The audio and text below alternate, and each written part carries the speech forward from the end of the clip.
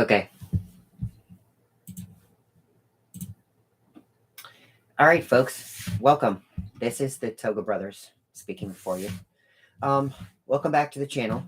I would like to first and foremost tell you guys it is almost the end of the season, and it's been a pleasure being with you guys, being around you guys, putting out some content for you guys, hoping that you guys have enjoyed our content thus far. Anyway, so what we're going to do is we are going to talk about some things that are going to occur while guys arrive to the airport to be able to get your bags all checked in at the terminal and all that good stuff. So, what we're going to do is we're going to go through this as if you guys are checking in your bags and we are going into the terminal to start working and provide you guys some work so that your bags get loaded onto the aircraft. Some of this stuff I'm going to have to unfortunately leave out, but that's because it's not allowed to be disclosed. So I'm going to keep that separate. However, the things that you guys are kind of like, I wonder what goes on and I wonder what goes down. So that's the kind of stuff we're going to go ahead and talk about today. Okay, so let's do this, shall we? So, first and foremost, we arrive at the airport. We park at a parking lot at the airport. You guys don't really see it or, end up realizing that it's part of, our parking lot. But yes, we do park in a parking lot. The shuttle then takes us into the airport. And then we go through security, we get screened, and then we go into the terminal either via a train, either via a bus, by a tram, a shuttle, what have you. At my particular airport, we can either take the train downstairs or we can take what we call at Dulles the mobile lounge. The mobile lounge is just a big old people mover. That's what they call it, the big people mover. Okay. So we'll take that and then we'll go into our assigned area, whether it be FAS, whether it be IAB, whether it be the gates, whether it be transfer section, whether it be PBM, whether it be part of customer service, whether it be ticketing, you name it. Ticketing is usually done inside the main terminal until you get past security. So I'm not really going to dive too much into that. So we then go to our assigned area. Now, let's pause this here. Okay. So let's imagine you in your car. You get to your car, it's about 2 hours before departure. You drive, you get to the airport, you park your car. You're going to then take the shuttle into the airport. Okay. So what do you have with you? You have maybe 2-3 bags with you, right? You got a carry-on bag, a personal bag, and a luggage bag, a check bag. Now, some of you have multiple bags, but those are primarily the 3. You have your personal item, your carry-on, and your checked luggage. Okay. For the sake of this, let's say that you have 2 bags, 2 check bags. So you have a total of 4. You've got a backpack, you have a rolling carry-on, okay, and you have 2 check bags, which are obviously going to go into the cargo area of our aircraft. Okay, you're going to go up to the terminal and you're going to go and get all your information. You're going to get your IDs, obviously, and you're going to get a tag printed, and customer service is going to tag your bag, and they're, obviously going to do a couple of things and, talk to you, make sure everything is kosher. And then what they're going to do is they're going to put it on a belt, a conveyor belt. Now that belt goes to the next step, in the process, which, you're going to go screen your bag at TSA and all that good stuff. Okay. You guys already know this. This is not new information. Okay. And then after that process, we receive it, given that everything is screened fine. Okay. And I'm not going to discuss what happens at that point. That is something I'm not allowed to talk about. So let's just assume that your bag is good and everything is kosher and it goes to the baggage area. So the baggage area is going to receive your bag. And then at that point, what's going to happen is they're going to basically put it in the system as a live or active serial number. Now that serial number is tracked many ways. It's tracked in the app. It's tracked in our scanners. It's tracked in our intranet service, not internet, but intranet service, and it's tagged in our database. So 4 ways to track your bag. Okay. So what's going to happen is it's then going to go to a group of team. Okay. I say group because there's multiple teams working together. So one team is going to then collaborate with another, and then another and another. Now the first team is then going to find out where is its final destination. Okay. If it's supposed to just terminate at the next stop, then it's going to go to one area and go be put into a cart. Okay. A baggage cart. Now, if it's a transfer, let's say you're going to Chicago and you're going from DC, but they need to move you to Newark and then take you to Chicago. Okay. So that's called a transfer. A transfer just means you're going to one stop before your final destination. Folks, one thing I'm going to point out to you is I'm going to go see if I can get a couple baggage tags, like fake baggage tags that aren't in a system, but we're going to populate them and see if I can show you what these all mean. If some of you have them, I'd be more than welcome to, tell you if it's a terminating bag or a transfer. The easiest way to tell is if there's two letters, group letters, it's typically a transfer. If there's only one destination on there, like letter code on there, it's typically a terminating bag. So it just means it's going straight to your destination. Okay. So now that your bags are checked in and they've decided that it is a terminating bag or it is a transfer bag. Okay. Great. We got all this right. Okay. So now we receive it on the ramp at the gate. Okay. It's usually placed at the gate side. Okay. So us on the ramp, we call the ramp the tarmac, the gate area. Okay. I'm gonna commonly refer to that there. And later on, we're gonna go through some airline lingo. One of them being called the ramp or a ramper, stuff that you may not hear typically on a regular basis, but things that would probably make more sense if I share them with you. Okay. So for the remainder of this conversation and for the remainder of my podcast, a ramp is just an area used to load and unload cargo or baggage. Okay. Or freight. Okay. And sometimes passengers too, depending on if there's a jet bridge attached or not. Okay. So then we would then be given an assignment at any moment's notice. And at that point, it's usually one in 3 ways. Okay. Typically, most of the stations, and station is an an airport on an airline. Okay. So my station is IAD. Okay. So at my station, we would have 3 ways. Okay. But in typically most stations, they would have a screen inside of a break room and it would have a list of guys or gals. Okay. And it would give you your flight number and it would tell you if it's a departure or an arrival or just a terminating flight. Like I know some of you guys wake up early in the morning, like 3 or 4 in the morning, and you get there, it's like 4:30. You're like, how did this plane get here?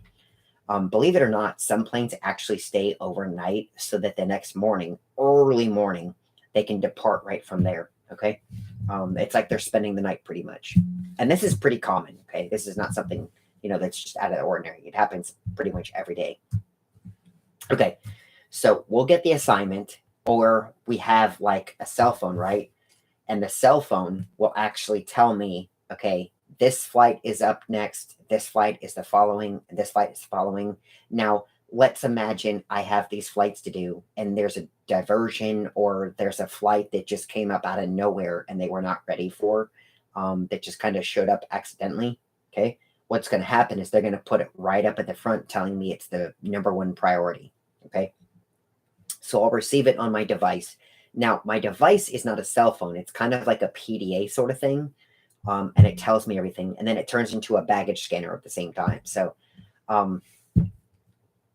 that's one of my tools. So the next thing that's going to happen is I'm going to be notified of my assignment. And let's say my gate is Charlie 6. Okay.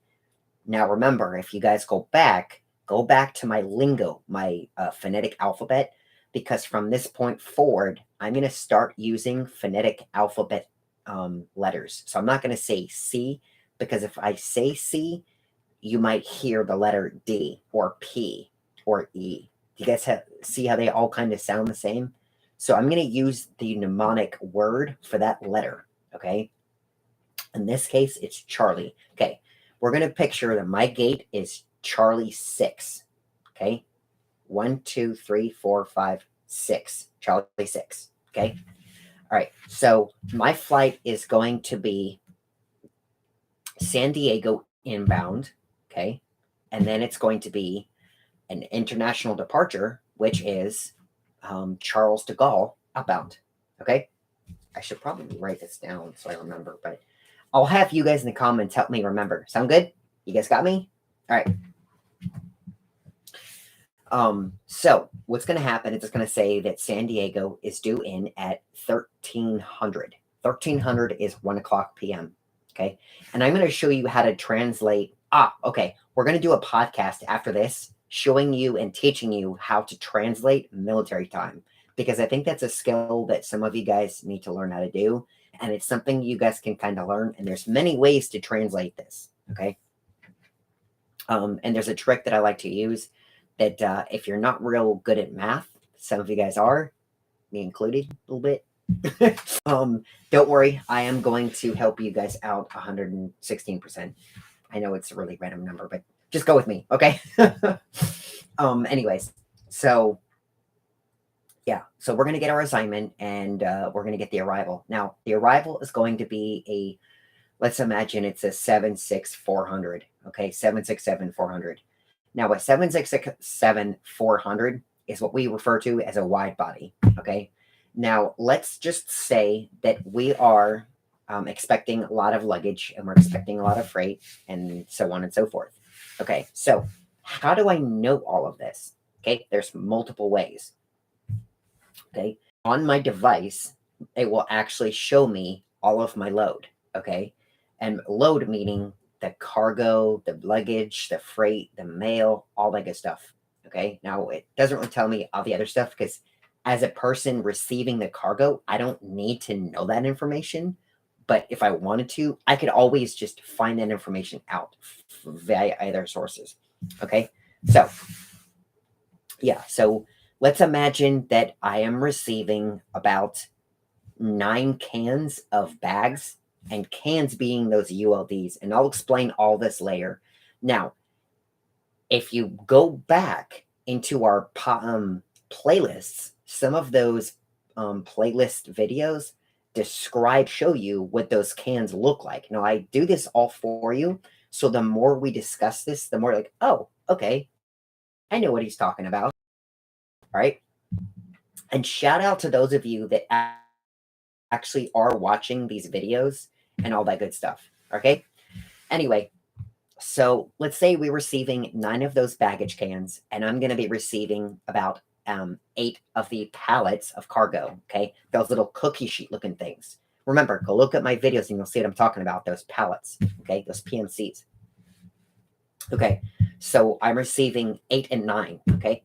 So what's going to happen is at the computer desk station, there's also another way to find out what I'm expecting for freight and luggage. Okay. There's many ways to track this, guys. Remember that. There's always a fail-safe mechanism in the airline industry. Always. Okay.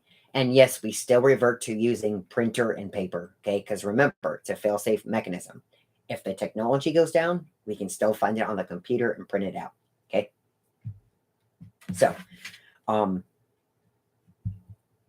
we go and say that our departure is supposed to come in about an hour and a half. Okay.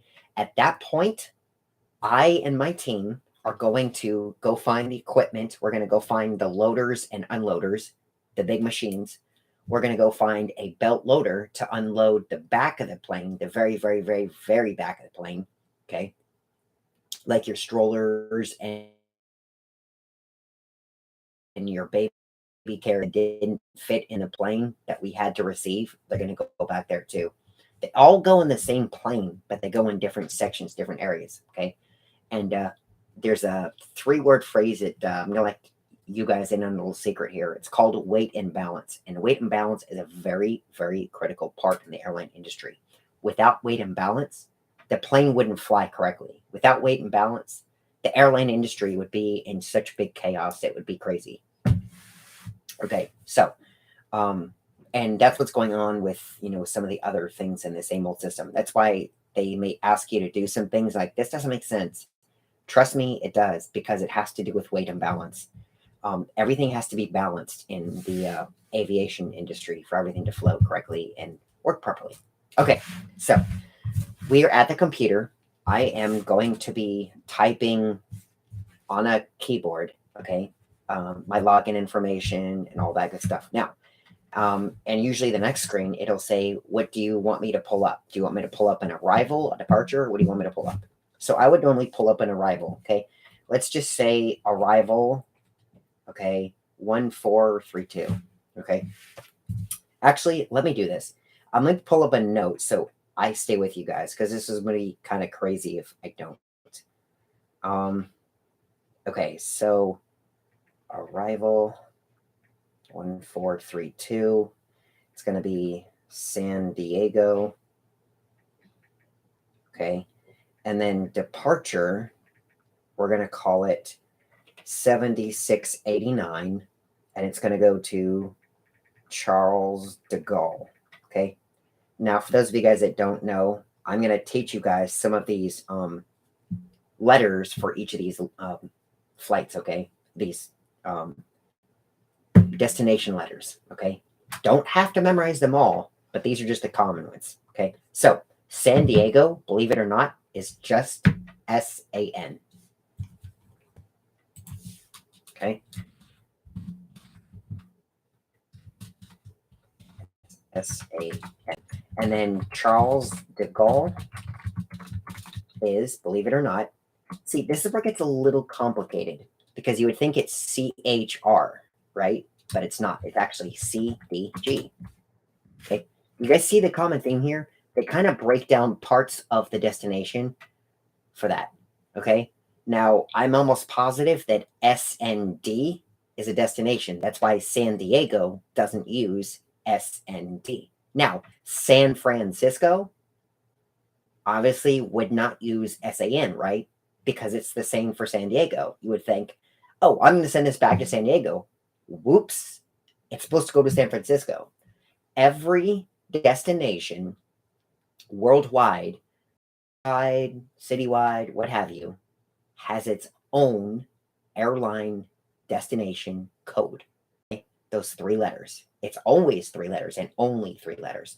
Now, in the airline industry, there are some occasions where the flight crew and that sort of stuff, like the pilots and stuff, they use 4 letters. And there's a pre-letter.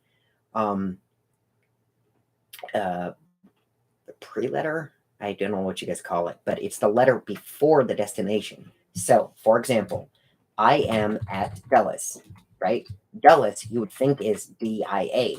Now, I will link a video explaining the whole history of Dulles, but Dulles is actually I for international, A for airport, D for Dulles. Okay. Now, that's what Dulles is called, IAD.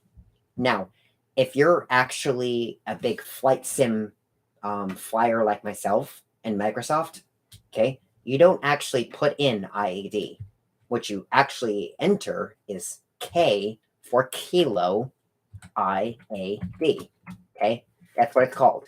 Kilo IAD. That's what the airport code is when you're doing your flights, you're flying around.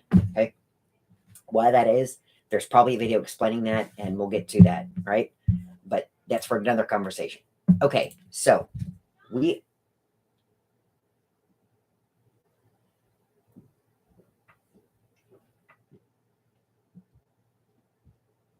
I thought I heard something. Okay, sorry.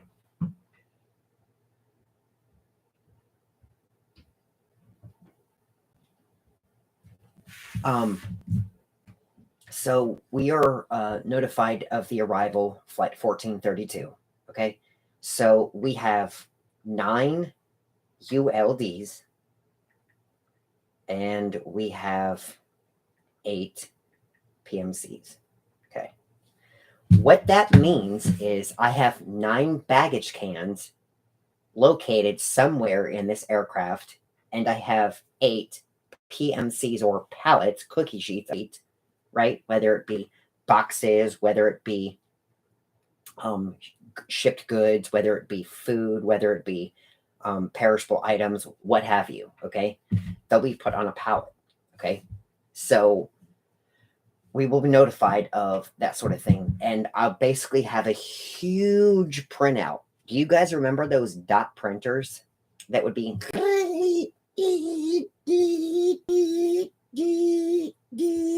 that would print out line by line by line by line? Okay. So we would get something printed out kind of like that, right? Where it'd be like 4, 5, 6 pages long of information. And in one of those, okay, it will tell us in this space, this is what is loaded. In this space, this is what is loaded, and so on and so forth. So we know what to expect. So now, having said that, that's why when you arrive to a gate, you see all the equipment already to be ready to be loaded off. That's how we know. So we know what's expected to be coming off this aircraft. Okay. So what usually will occur is my team will usually have a bunch of tractors, right? Little cargo tractors. And we'll have these dollies. Now, these dollies are able to receive this cargo, this freight, what have you, luggage. Okay. And they'll slide it onto this machine from the belly of the aircraft. They'll lower the platform, and then they'll put it on dolly, right? And then at that point, you're probably going through TSA, probably getting shipped over to the terminal, and then going to find something to eat, right? So we're in the process of offloading. And at this point, we've shifted from offloading the luggage because you want to receive your luggage first thing, right? And you want to get it at the baggage claim. You don't want to wait 40 minutes for your bags. That's ridiculous. So we offload your bags first. We put them on dollies. And then we take these dollies and we drive all around the airport, and we find the quickest way to the main terminal or the baggage claim. We basically stand by the baggage claim, and we take the door. We open up the door, and then we take your bag, and then we put it on the belt, and then that belt goes through the thing, and it comes up out of the chute.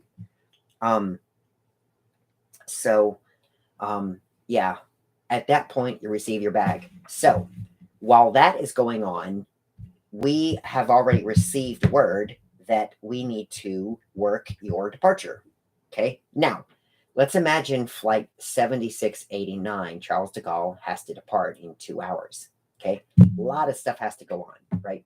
So we need to know what is going to be loaded. We need to know if there's special items to be loaded. And all this is noted on that basic printout, right? It's the same thing. So we'll have another one for the departure. Okay. I'm not going to get involved as to how to print all that because that's not something you need to know nor should know. So just know that that sheet of paper that we're carrying around with us that you see us holding, that's what it is. It tells us what to load and where to load it. And then on the other one, it tells us where stuff is loaded and how to offload it. Okay. We're on the same page, right? Okay. Let's move forward. Okay. So my guys have already taken the luxury of grabbing the stuff that we need to load. And typically what happens is when the plane arrives at the gate and it's going to be a turnaround, which means a departure right after the arrival, they will bring us the cargo, like the freight and all the goods to be loaded. And then what we will do is we'll take our tractors, which has a little hook mechanism in the back, and we'll connect to these big old dollies, these huge, massive dollies. It takes a couple of guys to move them. Okay. Oh, it was bothering me. Sorry. Okay. So they'll move these massive dollies back and forth.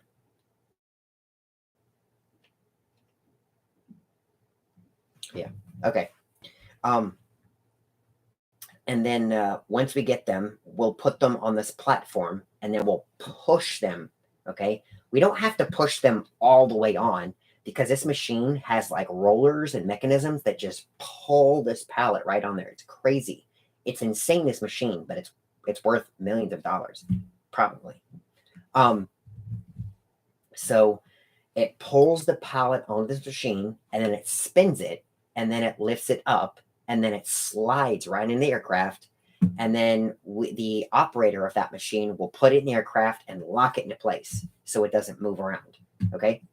And then once they do that, we will receive at that point all the bags from the transfer area, from the FIS area, from the IAB area, from the terminating area, from some of the strangled and left behind bags. We'll get all them together, and then we'll put them all in the same area, and we'll condense. Okay.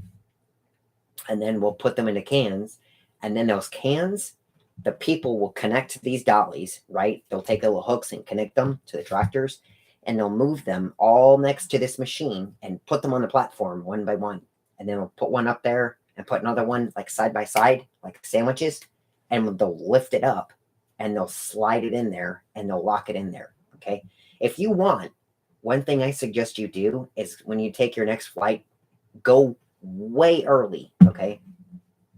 And go sit by a wide body, a big old plane with doors that are hydraulic that lift up with these big cans, these metal cans, and these big old PMC cookie sheets.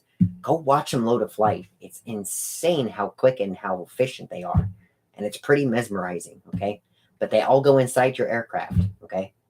Underneath the belly of it. That's where everything is stored, believe it or not. And also on your typical domestic departures like San Diego, Las Vegas, Austin, Texas, Minnesota, St. Paul, all those guys.